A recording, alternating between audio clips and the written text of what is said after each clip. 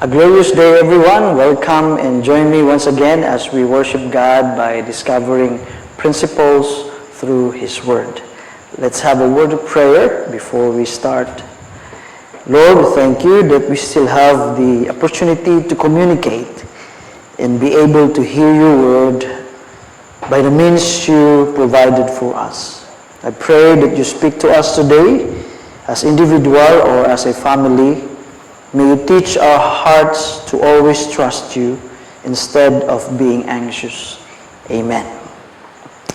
Today we will look into the second part of our passage last Sunday.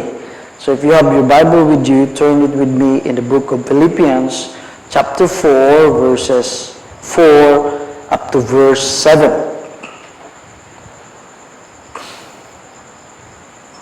And it says, "Rejoice in the Lord." I will say it again, rejoice. Let your gentleness be evident to all.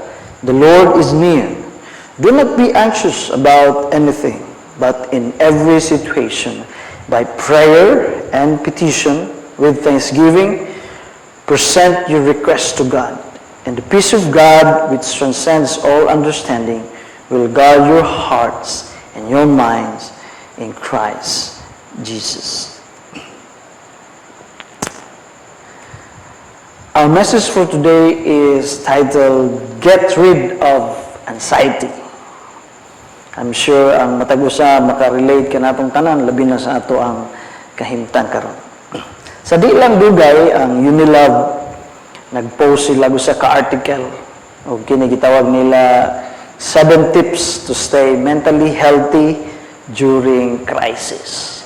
So here are their tips. Number 1, take a break from your screens. So gina-encourage nila na from time to time, dili magsigig tanaw kaayo o cellphone, social media, away from computers, kay makadungag sa anxiety tungod kay na kay mabasa ng mga fake news, mga ginatawag nato nga mga dili maayong mga post na. Ikadiwa, create a routine, create and follow a routine. So matod pa nila. Ikatulo, get up and move. So encourage nila kanang maglihok-lihok samtang naa sa panimalay. Connect with real people. So, nila ginamin ani kanang magtawag ka, mga parinti, mga musta, mag-istorya, mga anak sa parang nga dili kayo totally feeling alone nga ikaw ragyod na sa balay na ginusara. Ikalima, strengthen your immune system. So, importante ko nun kay matod pa ang health ang ato ang kapital. Ikaw focus on things that matters. And then, 7, be still and try meditation. Kaning iyahang explain rin may tungod sa be still and try meditation, dili ni sama sa meditation sa atong understanding. Kung dili kanang meditation nga mura og yoga, nga kanang mag-silent ka, nga dili ka, wala kay suryahon, kung dili just be still and meditate about listen to the music sa imong palibot and so on and so forth. So, it's quite interesting kung imong basahon and practical, pero momentary remedy lang ang mahatag ni ini. It will keep you up, but it will not build your heart's character.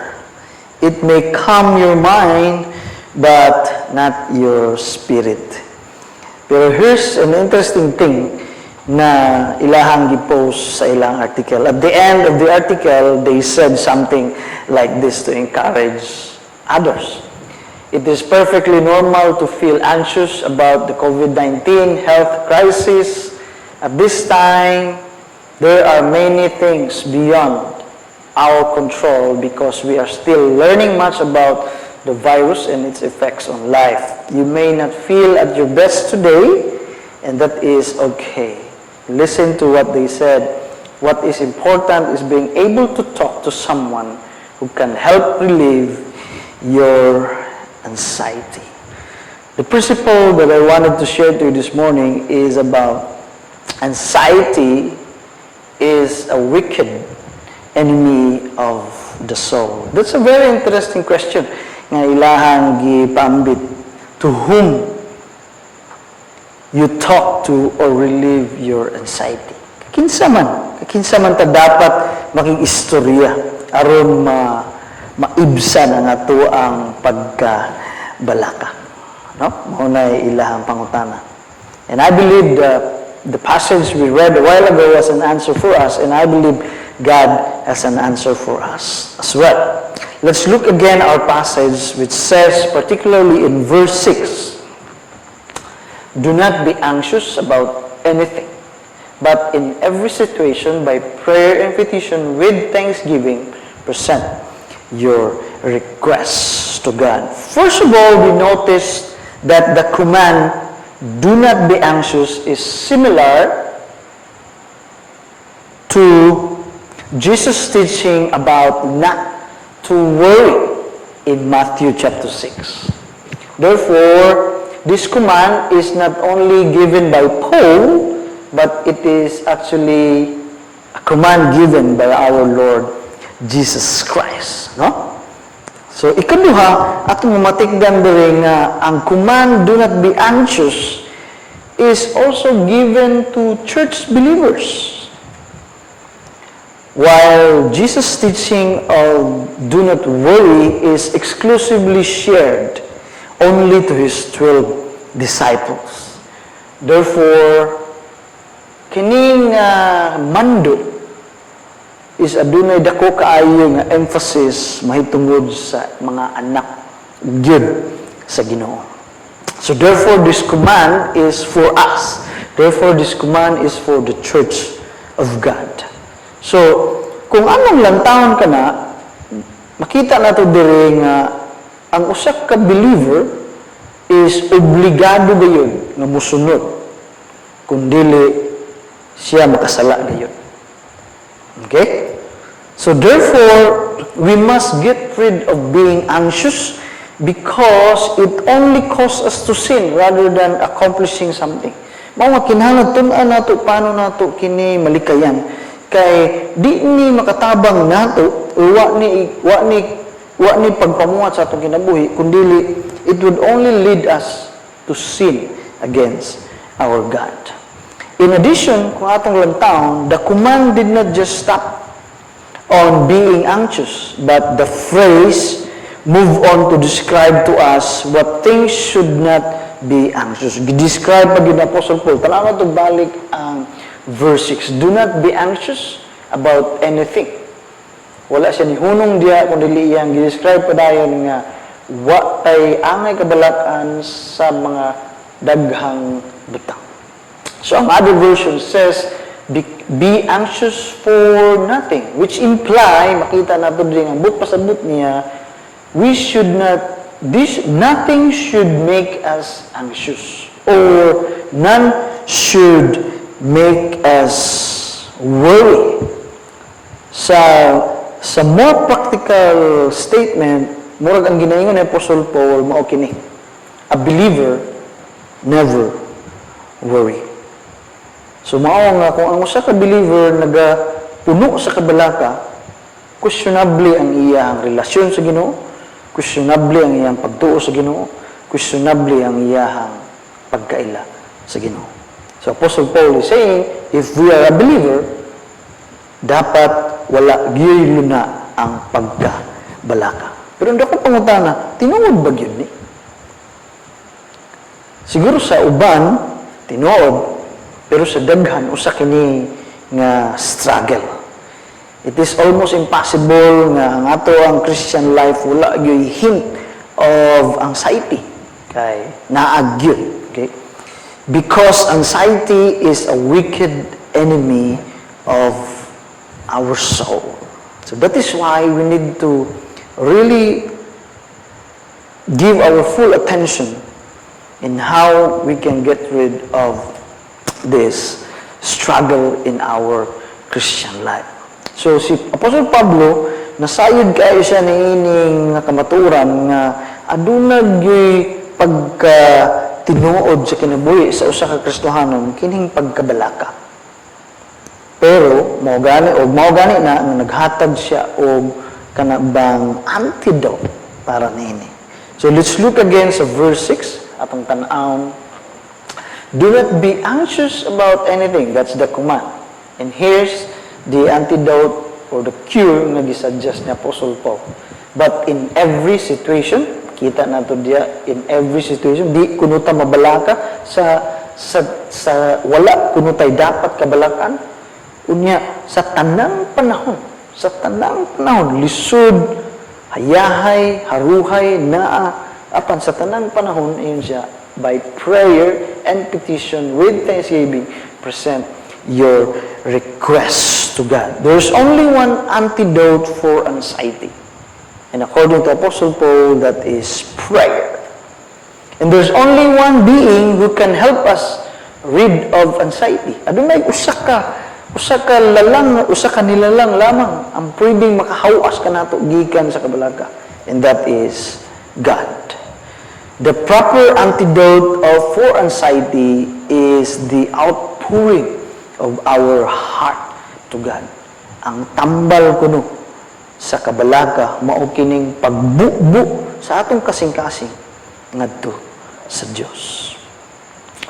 Usa may dapat hunahuna sa usa ka Kristohanon aron kini mabuhat.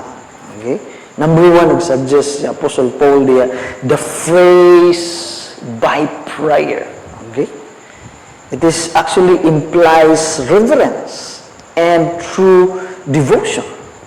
Ang pag-ampo usa kuno ka paagi nga atong gipakita ang atong pagtahod, pagrespeto, o pagdaig na sa atong buhi nga Diyos. It is actually an attitude of mind that is worshipful, that is ready to worship God. So the antidote for anxiety is the outpouring of our heart to God through prayer, by prayer. Because it is only those who acknowledge God ang kabalo o adunay katungod nga budol sa Dios pinaagi sa pag-ampo. Okay? So ang pangutana, unsa may nature sa atong prayer? Okay? Unsa may nature sa atong prayer? Apostle Paul mentioned diri sa verse 6 and siya, the word petition or supplication, it actually connotes an expression of need. By this, iyang gipasabot nga ang usa ka believer adunay ubos mapaubusanon nga kaugalingon. Unya adunay siya ginatawag nga tinuod gyud nga panginahanglan nganha sa Dios. Okay? So, ang pangutana, what is the proper attitude of a petitioner? Unsa may dapat attitude sa usa ka believer sa dihang mangayo siya sa Ginoo? Nga ikatulo, nagingon na Apostle Paul diya, yung siya, with thanksgiving. Kani nagpamatuod nga aduna tay pagpaubos sa kaugalingon ug andam ta nga mo submitar sa kabubuton nga na sa Dios. It is as if nakita atong gidawat nga kung unsay kabubuton sa Ginoo mao kana ang pinaka-best will for us. Ug makita ug ato pong i-acknowledge nga kung unsa gani ang iyang ihatag, we take it as from the Lord and it is for our own good. Matod pa sa usa ka commentator, prayer without thanksgiving is like a bird without wings. Ang pag-ampo kuno nga walay pagpasalamat, usa ka ilustrasyon nga mura og usa ka langgam nga walay pako. Kini nga pag-ampo di gyud kaabot sa langit o di pod dawaton nganha sa buhi nga Dios. Lastly and finally, unsa man ang content sa maong prayer when we approach God? The phrase present your requests refers actually to the things asked for. It is actually a specific, dili hanap o dili general nga ginatawag nato nga panginahanglan or need. Dapat amina gid tay ginatawag nato. There must be a definite or specific request. So kaning mando ni Apostle Paul or encouragement or the Word of God urge us to find release from anxiety in prayer and more prayers. The way to be anxious about nothing was to be prayerful about anything and to be thankful to God. Therefore, the proper antidote for anxiety is the outpouring of our heart to God. To get rid of anxiety is to pray. Kita, gaampo ba kita sa Diyos kung aduna tayong mga panginahanglan? Tinuod ba kita nagduol sa Ginoo uban sa pagsimba kaniya? Na kung unsa iyang ihatag kanato, we will take it as from the Lord, which is good and best for us. I don't know about you, pero dagang panahon na gusto nato matuman ang atong gusto.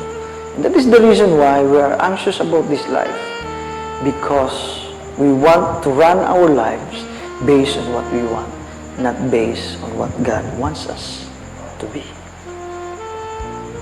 So to be free, to get rid of anxiety, is again to submit ourselves and our lives before the will of God and trust Him and let Him exercise His will over us. And because we are His children, we have given the wonderful privilege that in everything, in every moment, we can come to God in prayer. We can commune with Him in His very presence. So sa atong pagtapos, maayo siguro nga atong isgutan kini mga pangutana ban sa atong membro sa pamilya o sa atong kaugalingon. And let's try to reflect and share our thoughts and encourage one another. Have a meaningful time, and may God bless you all. Maayong buntag sa tanan.